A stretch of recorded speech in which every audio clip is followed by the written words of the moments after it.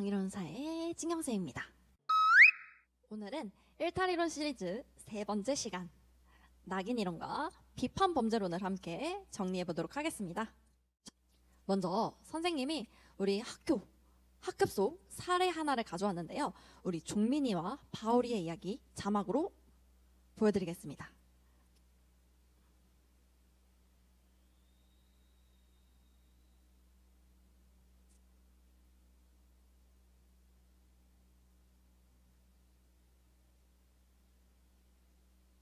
자, 같은 행동인데 왜 결과는 이렇게 다를까요?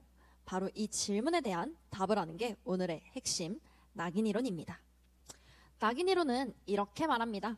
행위 그 자체가 일탈이 아니라 그것을 일탈로 정의하는 사회적 반응이 일탈을 만든다라고요. 즉, 일탈은 절대적 기준이 있는 것이 아니라 사회가 어떤 사람에게 어떤 반응을 하느냐가 그것에 따라 상대적으로 규정된다는 거죠. 그래서 낙인이론은 사회적 반응론이라고도 불립니다. 여기서 낙인이론을 이해하는 데 중요한 개념으로는 원초적 일탈과 2차적 일탈이 있습니다. 여러분, 한번 이런 상황을 떠올려 보도록 할게요. 초등학생 시절 부모님 지갑에서 1,000원, 2,000원, 3,000원 꺼낸 적이 있으신가요? 선생님은 있거든요. 그래서 선생님은 또는 누군가는 내가 진짜 왜 그랬지? 스스로를 반성하고 조용히 그날 하루로 일탈을 끝냈습니다. 이게 바로 원초적 일탈이에요. 대부분 사소하고 일시적이며 쉽게 잊혀질 수 있는 행동들이죠.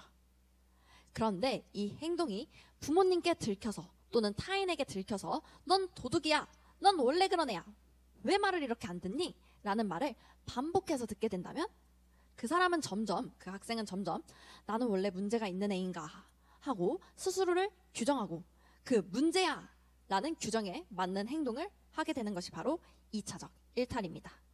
즉, 낙인이 반복적 일탈을 만드는 메커니즘을 작동시키는 거죠.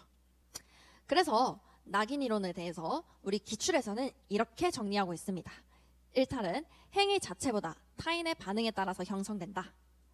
낙인은 반복적 일탈로 이어질 수 있다. 정상적 일탈의 구분은 절대적이지 않다. 낙인이론의 또 하나 중요한 점은 바로 한 번 찍힌 낙인은 그 사람의 다른 모든 특성을 덮어버린다는 점이에요. 무섭죠? 예를 들어 쟤는 중학생 때 절도도 한 번 했대 라는 말이 그 교실에 퍼지게 되면 그 아이가 아무리 앞으로 평범하게 살아가도 사람들은 그 과거 하나로 모든 행동을 해석하려고 하죠. 결국 낙인 찍힌 이 사람은 점점 사회에서 고립되고 자신을 더 일탈자적 존재로 내면화하게 됩니다. 이렇게 되면 일탈은 반복될 수밖에 없고 더 깊어질 수밖에 없습니다. 더 큰 문제는 이 낙인이, 이 차별적 제재가 모든 사람에게 똑같이 작용하지 않는다는 것이에요. 우리 같은 행동을 해도 누구는 사회적 권력이나 계층에 따라 쉽게 용서받게 되고 또 누구는 더 심하게 낙인 찍히고 제도적으로 배제됩니다. 우리 수업 시작할 때 있었던 종민이와 바울이가 여기에 해당하겠죠. 이런 점에서 낙인이론은 상징적 상호작용론적 시각을 바탕으로 하면서도 어떤 구조적 불평등을 문제 삼는 갈등론적 관점을 함께 품고 있습니다. 그렇다면 낙인을 줄이기 위한 대책은 뭘까요? 낙인이론에서는 두 가지의 방향성을 제시하고 있습니다. 우리에게 이러한 노력이 필요하다고 얘기를 합니다. 첫째, 신중한 낙인의 사용. 우리 언론, 교육, 제도적 시스템 등에서 개인의 행위를 쉽게 일반화하고 고정된 정체성으로 규정하지 않도록 해야 한다는 것입니다. 특히 청소년과 사회적 약자에 대해서는 일회성 실수와 반복적 일탈을 구분하려는 시각이 필요하다고 합니다. 우리에게 한 번에 더 기회를 주는 거죠. 둘째, 정체성 회복과 사회복귀를 돕는데 도움을 줘야 된다. 재사회화가 일어나야 된다라는 거죠. 그래서 우리 보호관찰, 지역사회 프로그램, 그 다음에 상담 프로그램, 직업훈련 등이 존재하는 이유입니다.